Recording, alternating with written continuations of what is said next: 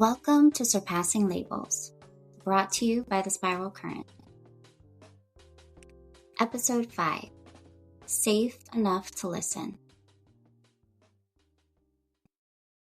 There's something a lot of people don't realize, that listening to yourself, it isn't always as simple as it sounds. Not because you don't want to, but because for many people, it hasn't always felt safe to do that. Now, you might notice this in small ways. Moments where something comes up internally, whether it be a feeling, a reaction, a knowing, and almost immediately something else follows. A correction. Maybe it sounds something like, that doesn't make sense. Whoa, that's too much. Oh, it's not a big deal. Just move on. Not because what you felt at first wasn't real, but because something in you learned that it wasn't always safe to stay with it. For a lot of people, that learning, it happened really quietly.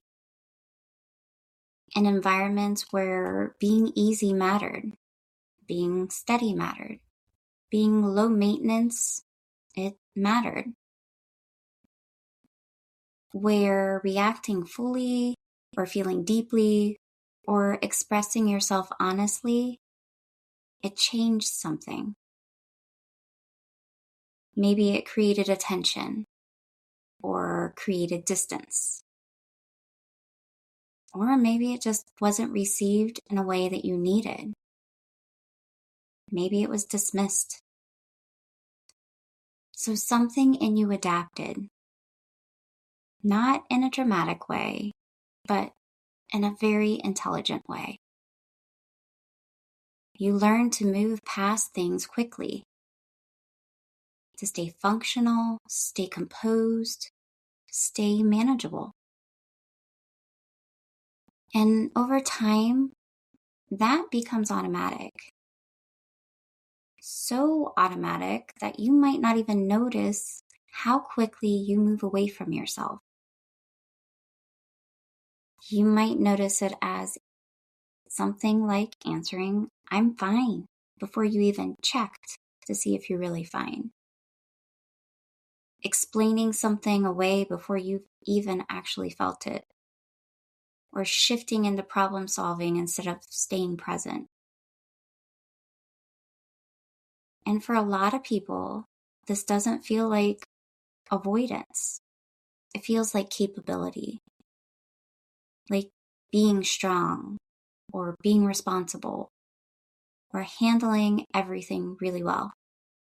And in a lot of ways it is. But there's something else happening underneath that. A kind of internal terrain or environment that forms, where certain experiences we move through easily, and others, they don't get much space at all. Not because they're wrong, but because they weren't always safe to stay with. And this is where something important begins to shift. Because listening to yourself isn't just about paying attention. It's about whether it feels safe enough to honestly hear what's there. Not perfectly, not all at once, but just enough to not immediately move past it. To actually be honest with what's there. For many people, that safety doesn't come from forcing yourself to feel more. It comes from creating just a little more space. Maybe pausing before responding. Letting something be there without explaining it. Not rushing to fix what you're feeling. Not to change what's there. just to stay with it a moment longer. And that can feel unfamiliar. It can be scary. Because when you're used to moving quickly, slowing down, it feels really uncomfortable, even unsafe. But that discomfort, it's often just the edge of something new. The beginning of a different kind of relationship with yourself. One where you don't have to override what's happening inside of you in order to stay steady. You can still be capable. You can still be strong. And also, start to notice what's actually happening underneath that. Because when something in you feels safe enough, even slightly, to be heard, you don't have to force clarity. You don't have to search for answers.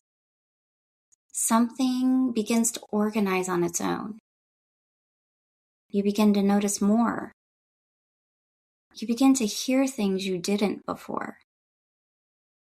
And from there, something else becomes possible.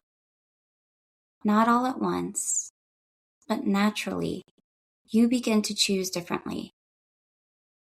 Not because you're trying to change, but because you can actually hear what feels true. You can hear what's yours. And that doesn't require perfection.